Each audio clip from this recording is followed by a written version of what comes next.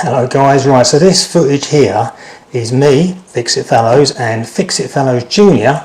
cleaning the render on the back of our house. The house was extended in 2010. It's a sand and cement render which was painted over, and over time it gets dirty, and if I zoom into this bit here you can see the remaining bit of dirt. It was like this all over and it was really grubby. Well, we've set about cleaning this, really simple. We used a kitchen mop.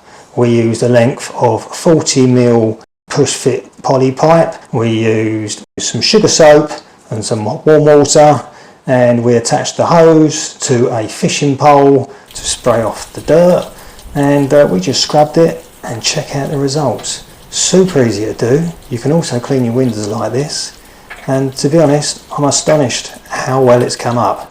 So if your house is looking a bit grubby, give this a try before you do more extreme expensive options. Check it out.